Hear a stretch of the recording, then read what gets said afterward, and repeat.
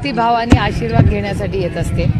आज महाशिवरात्रीच्या मनापासून भारतातल्या सगळ्या भाविकांना मनापासून शुभेच्छा देते आणि आज जगामध्ये जागतिक महिला दिन साजरा करतो। हा दिवस आला की त्याचा आनंद असतोच, पण मला नेहमी असं मनात अनेक वेळा वाटतं की जागतिक महिला दिन हा साजरा झालाच पाहिजे, पण जर 365 दिवस माणुसकीचा दिवस जर साजरा केला तर महिला आणि पुरुष याची जी समतेबद्दल आपण सगळेच लढत असतो त्याला एक आणखीन एक खूप मोठी दिशा आणि ताकद मिळेल। अमित शहा 2 दिवसांपूर्वी महाराष्ट्र दौऱ्यावरती आलेले होते। त्यांनी उल्लेख केला की उद्धव ठाकरेंना आदित्य ठाकरेंना मुख्यमंत्री बनवायचं आहे, त्याचबरोबर शरद पवारांना सुप्रिया सुळेंना मुख्यमंत्री करायचं आहे। 50 वर्षांचा हिशोब देण्याच्या ऐवजी शरद पवारांनी 5 वर्षांचा हिशोब द्या, आम्ही सुद्धा हिशोब द्यायला तयार आहोत। महाराष्ट्रातल्या जनतेनं 50 वर्ष साहेबांना सहन केलं। एक तर हिशोब हा काही व्यवहार नाहीये, ही समाजसेवा आहे। आम्ही राजकारणात हिशोब करण्यासाठी नाही आलो, आम्ही मायबाप जनतेची सेवा करण्यासाठी आला। पहिला मुद्दा। दुसरा मुद्दा, जर 55 वर्ष महाराष्ट्राच्या प्रेमाने महाराष्ट्राच्या मायबाप जनतेने आदरणीय पवार साहेबांना आशीर्वाद दिलेला आहे आणि त्यांच्याबरोबर खंबीरपणे 55 वर्ष उभे राहिलेत, लोकातून साहेब निवडून गेलेत, तर हे मला असं वाटतं त्यांच्या प्रश्नाचं आरोपाचं उत्तर हे महाराष्ट्राची जनताचं प्रेमच आहे। आणि तिसरा महत्त्वाचा मुद्दा, मी माननीय अमित शहांचे मनपूर्वक आभार मानते की त्यांनी हा सगळा जो आमच्यावर आरोप केला ना तो परिवारवादाबद्दल केला। त्यांनी भ्रष्टाचाराचा एकही आरोप आमच्यावर केलेला नाही। आजपर्यंत जेव्हा जेव्हा माननीय अमित भाई महाराष्ट्रात यायचे तेव्हा नॅचरली करप्ट पार्टी NCP असं ते म्हणायचे। यावेळेस भ्रष्टाचाराचा एक शब्द त्यांनी काढला नाही, हा पहिला मुद्दा। आणि दुसरं की परिवारवाद, हो मी परिवारवाद आहे ना, डॉक्टरचा मुलगा डॉक्टर, वकिलाचा मुलगा होऊ शकतो, तर आम्ही जर लोकांपर्यंत जाऊन मतं मागितली तर त्याच्यात गैर काय। आणि फक्त माझ्याबद्दल बोलत नाही, भारतीय जनता पक्षातील अनेक परिवारवाद आहेत, त्याच्यामुळे मी परिवारवादाबद्दल नेहमीच बोललेले की हो मी परिवारवाद आहे, मी परिवारवाद आहे का नाही, लायक आहे का नाही हे काम करण्यासाठी ही महाराष्ट्राची आणि बारामती लोकसभा मतदारसंघाची मायबाप जनता ठरवणार। आणि जेव्हा ते आमच्याकडे, म्हणजे मला अमित भाईंचं एक भाषण पार्लमेंटमध्ये आठवतंय की जेव्हा एक बोट तुम्ही आमच्याकडे दाखवाल तेव्हा 3 बोटं हे तुमच्याकडे, हे स्वतःकडे येतात। हे अमित भाईंचं पार्लमेंटमध्ये आम्हालाच उद्देशून केलेलं भाषण आहे, कारण का ते म्हणत होते एक बोट जर तुम्ही आमच्याकडे दाखवलं तर 3 बोट ही तुमच्याकडे येतात।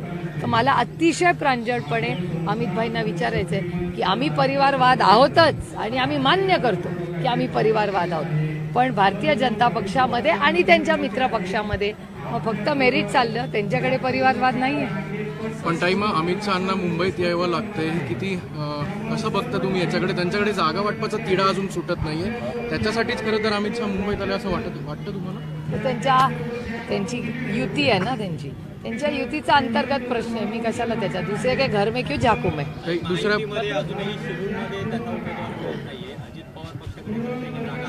अशी माहिती मिळाली की नाना पाटेकर यांना सुद्धा विचारले गेले, पण त्यांनी तो जो प्रस्ताव आहे तो नाकारलेला आहे।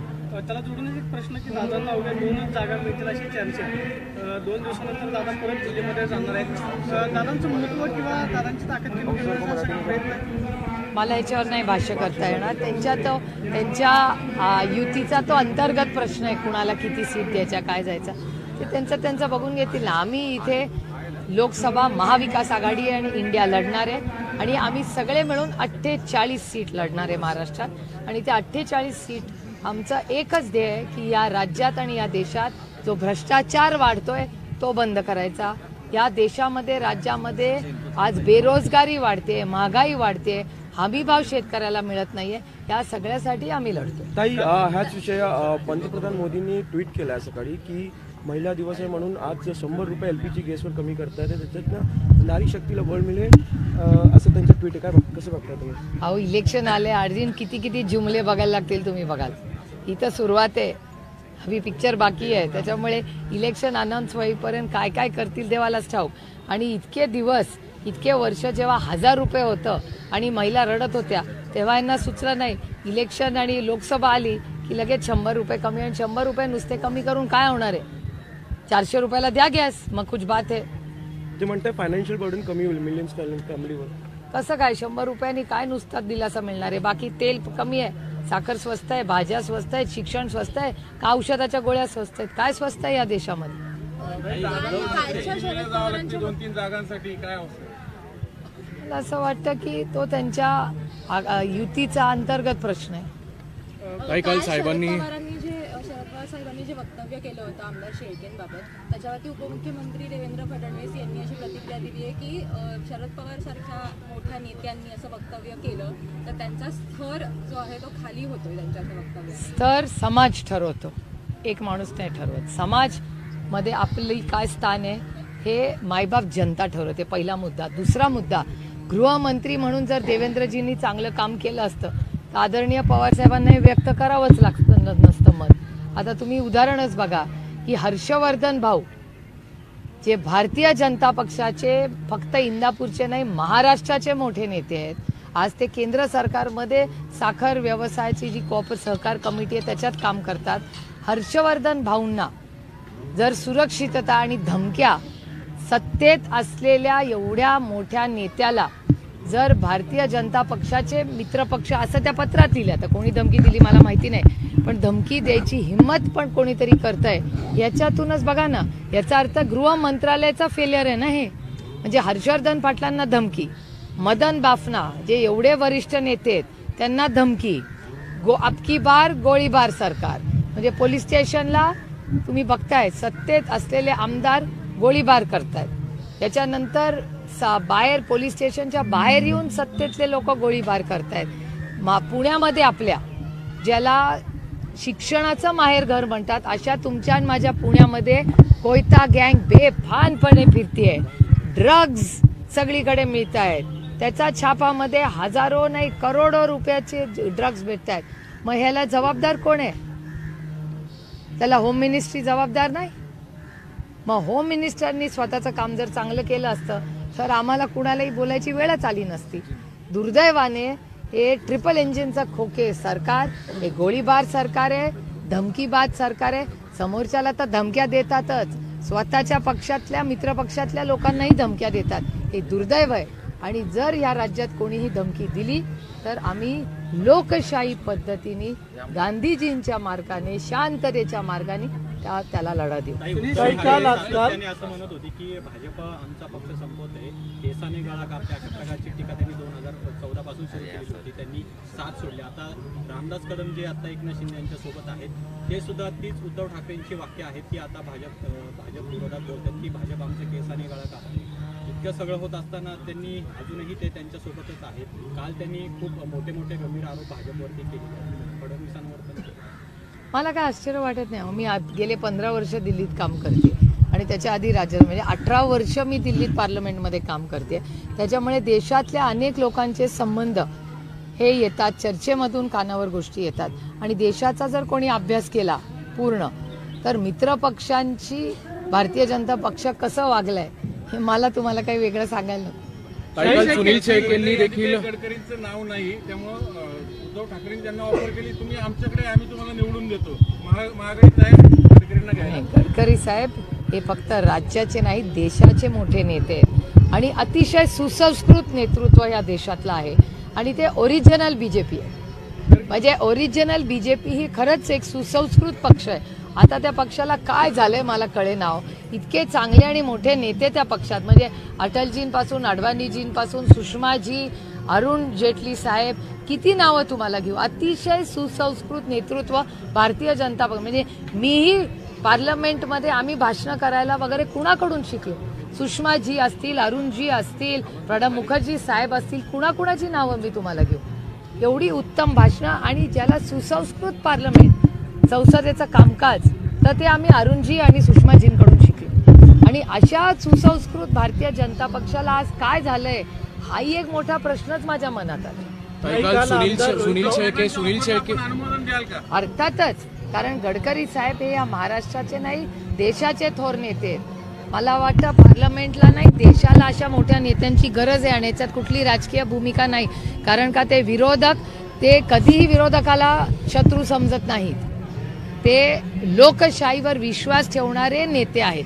त्याच्यामुळे गडकरी साहेबांच्या बद्दल आमच्या आयुष्यात भर हा मान सन्मान आणि आदरच राहील. नाही, सुनील शेळके आपलं भाजपने तर महाविकास आघाडी त्यांना खासदार केलं तिकीट देणार का? आम्हाला वाटतं उद्धवजी आमच्या सगळ्यांच्याच वतीने काल बोललेत आणि उद्धवजी बोलल्यानंतर माझ्यासारख्या छोट्या कार्यकर्त्यांनी बोलणं योग्य नाही, पण आज उद्धवजी बोललेत ते महाविकास आघाडी आणि इंडियाच्याच वतीचं मत आहे. तरी सुनील शेळकेंसाठी आगे आगे देखो के मनसेचे विचार आमचे जुळत आहेत आता म्हणजे आणखी ते इतर घटक पक्षांनाही बोलू इच्छितात नाही चाललंय. नाही, आता ही लढाई बेरोजगारी भ्रष्टाचार महागाईच्या विरोधात आहे आणि जो जो व्यक्ती या देशात महागाई बेरोजगारी आणि भ्रष्टाचाराच्या विरोधात लढायला तयार आहे त्यांनी आम्ही सगळ्यांनी एकत्र पाहिजे या देशाची लोकशाही वाचवण्यासाठी. ताई, सुनील शेळके असं म्हणतायत की जी साहेबांना जी माहिती दिली काल लोणावळ्याच्या सभेत ती अत्यंत चुकीची होती.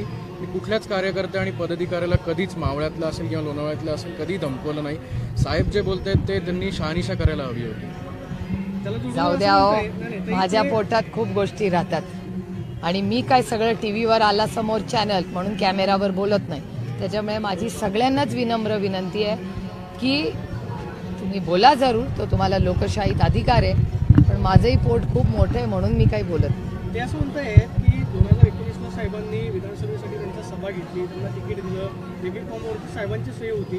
ते असं म्हणतात की साहेबांनी ते सिद्ध करावं आणि आता मी साहेब खोटं बोलतात असं महाराष्ट्रभर सांगितलं. सुनील शेळकेंसारखा कार्यकर्ता असं म्हणतो ज्याला जरूर माझी विनम्र सुनील शेळकेंना विनंती आहे की आदरणीय पवारसाहेब खोटं बोलतायत असं जर त्यांना वाटत असेल तर जरूर त्यांनी संपूर्ण महाराष्ट्राचा दौरा करावा. ही लोकशाही आहे, बोलून द्यावं सुनील शेळकेंनी.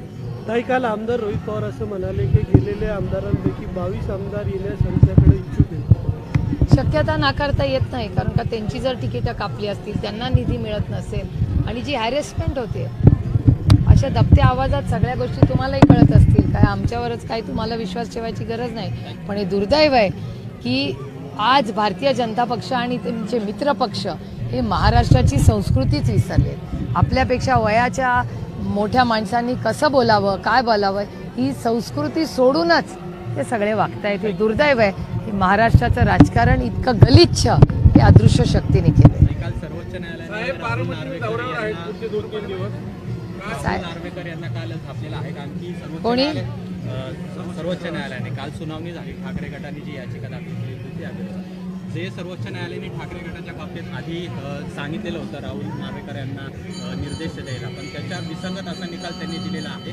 त्यामुळे पुन्हा एकदा त्यांना कागदपत्र सादर करा अशा सूचना सर्वोच्च न्यायालयाने. मला काही आश्चर्य वाटत नाही, कारण का शिवसेना आणि राष्ट्रवादी काँग्रेस पक्ष, शिवसेना हा पक्ष कैलासवासी बाळासाहेब ठाकरेंनी स्थापन केला आणि ते हयात असताना त्यांनी तो पक्ष उद्धवजींच्या हातात दिला आणि उद्धवजींना सांगितलं की तुम्ही हा चालवा. हे आपण सगळ्यांनी आपल्या डोळ्यांनी आणि कानातून ऐकलेलं आहे. ज्या चुकीच्या पद्धतीने शिवसेना पक्ष उद्धवजींकडून अदृश्य शक्तीने काढून घेतला हे चुकीचंच आहे आणि मी माननीय सुप्रीम कोर्टाचे मनपूर्वक आभार मानते की ते उद्धवजींना न्याय देतात.